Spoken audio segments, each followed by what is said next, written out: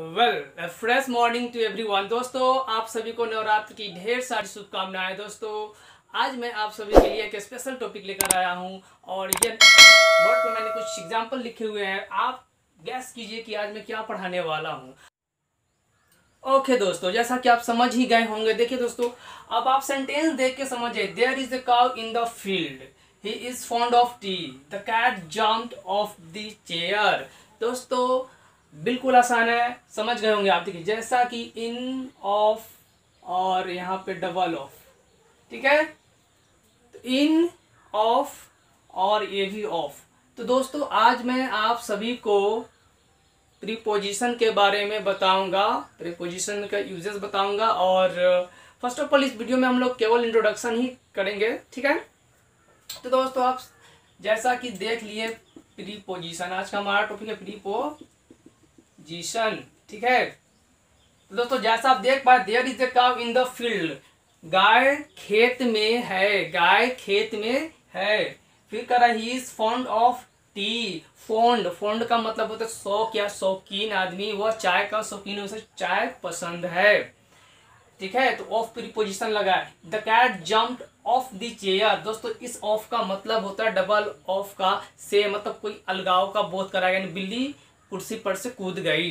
बिल्ली कहाँ से कूद गई? कुर्सी पर से कूद गई, यानी कुर्सी को छोड़ रही है, चेयर को छोड़ रही है। जब छोड़ने का बोध हो, अलगाव का बोध हो, तो हम लोग वहां पे ऑफ, डबल ऑफ का प्रयोग करते हैं, ठीक है दोस्तों। तो ये तो था प्रीपोजिशन का कुछ यूज और मैं बताऊंगा, ठीक है। तो दोस्तों एक चीज और मैं बताना चाहता हूं, जैसा कि आप जानते हैं प्री मीन्स क्या होता है, इस प्रीपोजिशन में ही छुपा हुआ है। इसका प्री मीन्स होता है पहले, प्री मीन्स पहले। और दोस्तों पोजीशन, पोजीशन का मतलब आपको पता ही है, पोजीशन मतलब होता है स्थान, यानी कि स्थान से पहले, जगह से पहले प्रीपोजिशन का यूज किया जाता है, ठीक है।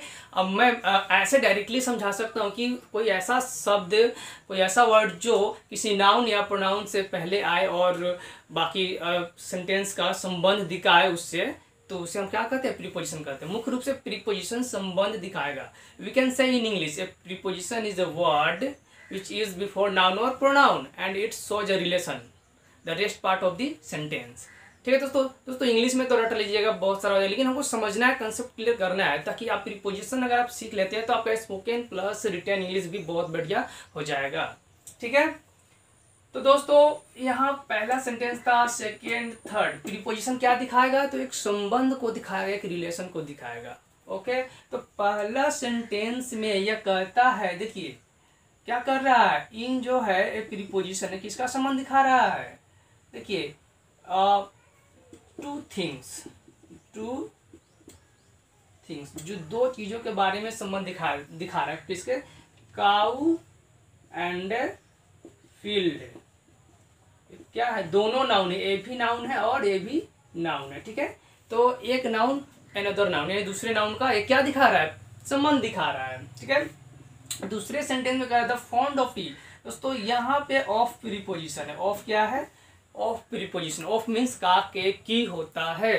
तो फॉन्ड, यहाँ भी दो चीजों के बारे में दिखाया जा रहा है, लेकिन फॉन्ड एंड टी। तो दोस्तों अब देखिए यहाँ पे नाउन, नाउन का संबंध दिखा रहा था, यहाँ पे टी क्या है? टी नाउन है, बट फॉन्ड नाउन नहीं। फॉन्ड क्या है? एडजेक्टिव है।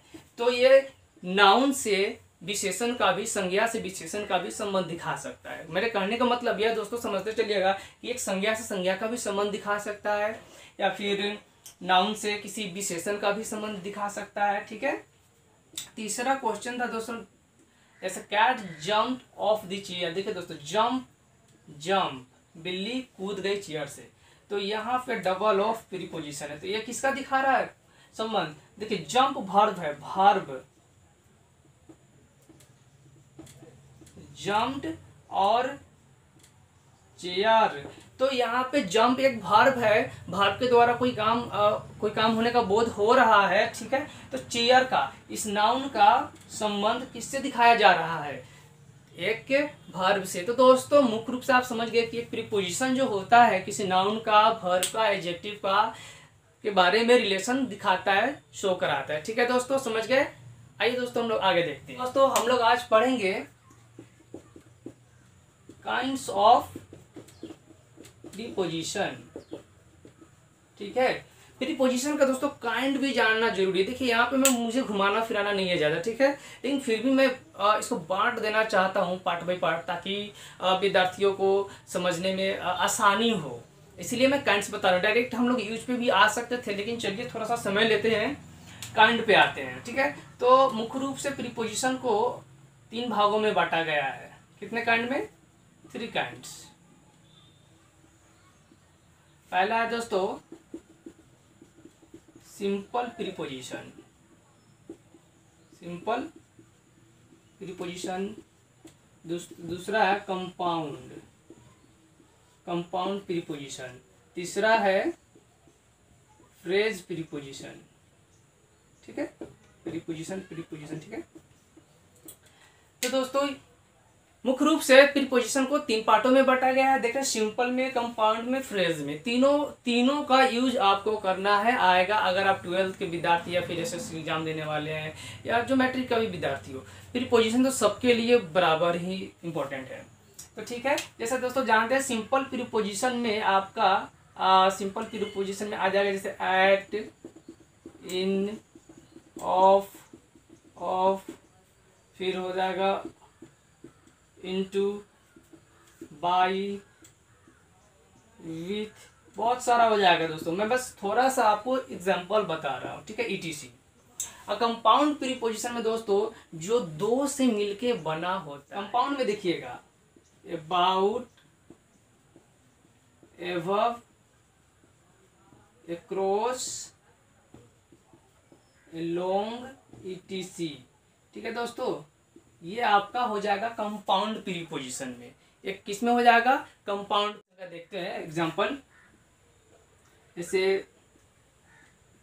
According to,